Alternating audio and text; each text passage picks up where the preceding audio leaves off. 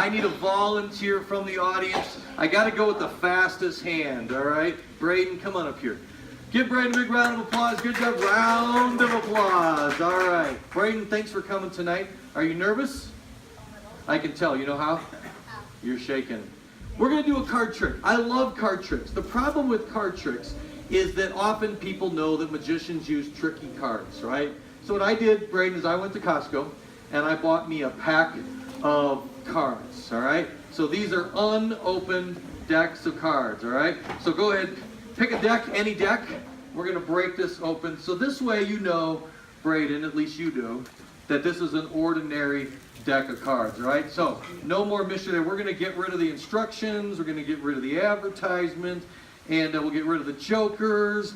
And so we're left with a regular deck of cards. In fact, they come in order, right? So let's go ahead and shuffle these up. So here's what we're going to do. I want you to pick 10 cards. So you guys are going to count along. And anytime you want the card, you just say, gimme, really loud, okay? Just gimme. All right. So take that one, or either one. I don't care. You guys count. That's one. 9 and one more. It's your last one. There we go. Okay, now don't let me see the cards, Braden. Because here's what we're going to do. You've got 10 cards randomly selected from the deck. Don't let me see. Don't let me see. Now fan those here. Let me hold them. I'm going to fan them facing you. Here's what you're going to do. You're going to choose one of these cards, okay? And then what you're going to do is you're going to place it on the top of the deck. But I'm going to turn around. You pick any one you want. So we have 10 random cards, freely selected. You're now going to pick one of the 10 and just place it right on the top. Have you done it yet? Okay, go ahead and show it to the audience. Audience, don't say. All right, you guys. I want you to pick a number, any number. It can be 1 through 10, because you only have 10 cards. Don't say the number. Just think the number and then count that many cards through. And don't go too fast. I might think it's 1. Don't take too long. I'll think it's 9. You can only do 2 and take a minute. But just let me know when you're done. Okay, so now we know that your card is in here. I can turn these over now, right? Because I have no idea which one you put on top. And I don't know where it is inside because obviously I don't know the number you picked. So I have no way of knowing. Now magicians can do a lot of tricks, but the best magic is when it's mental, when it's psychological. You might not know this, but when you do a pick a card trick, even if you cheat and use a trick, like most magicians, people have what's called tells. That means that they blink or they wink or they do the faintest little smiles. All I'm going to do is I'm going to look through these cards, and as I count through them, I'm going to watch your face. And you try really hard not to give away when you see your card. Have you done this before? You're good. You're good. I wasn't able to read your face. Normally I can tell right away. So maybe I'll trick you. Maybe I'll try another way. Let's see. Do you see your card?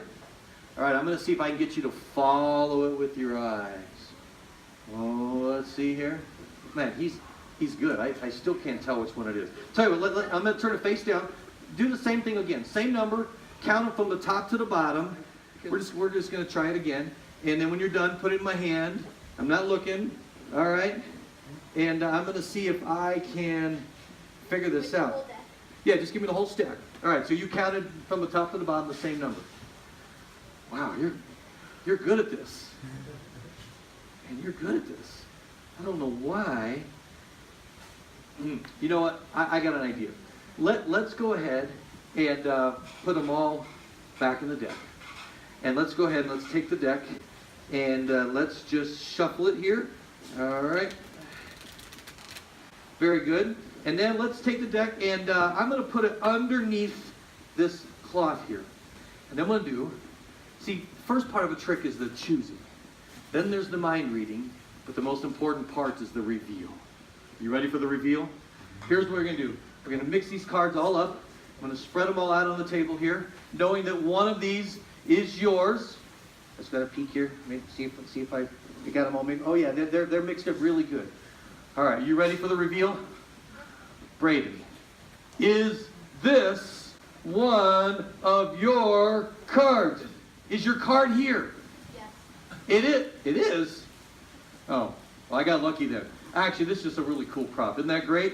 The cards are all right there. But, while you might know it's somewhere in here, I think it's a little more amazing if your card is actually right there. Is that your card?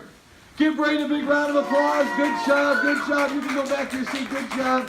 Here's $1 million for helping me out, all right? Thank you. Good job, good job.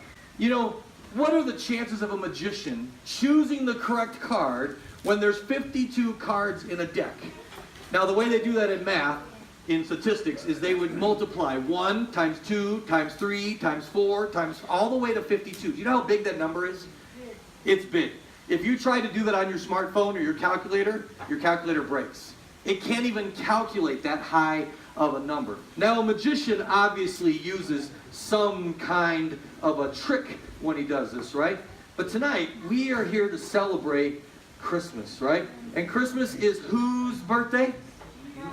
Jesus' birthday. Did you know that Jesus fulfilled a ton of prophecies? More than 52, but let's pretend that he only fulfilled 8 prophecies. Do you know what the probability of fulfilling just 8 prophecies, one person fulfilling one of them? It's astronomical. It's actually 1 to the 10th to the 17th power. That's a 1 with 17 zeros. That's pretty big, right? We can't even imagine that number. In fact, in order to help you kind of understand what that number would look like, imagine if you had, let's say, some cookies. Anyone have any cookies? No one has cookies? That's all right. I've got some cookies right here. And if you were to take Oreo cookies and cover the entire state of Texas, 1 quintillion cookies would cover the state of Texas 2 feet long. Now, let's suppose you were to take one of those cookies. Luke, did you eat all my cookies? No. Suppose you were to take just one of those cookies in the whole state, and you were to take a bite of it,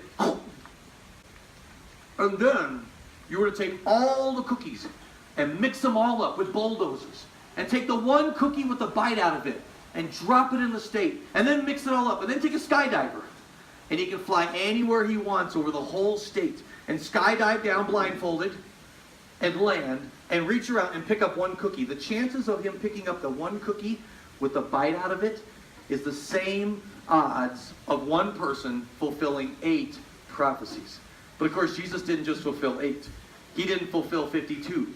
He fulfilled over 300. You would never be able to find that cookie. That's why Jesus is pretty amazing.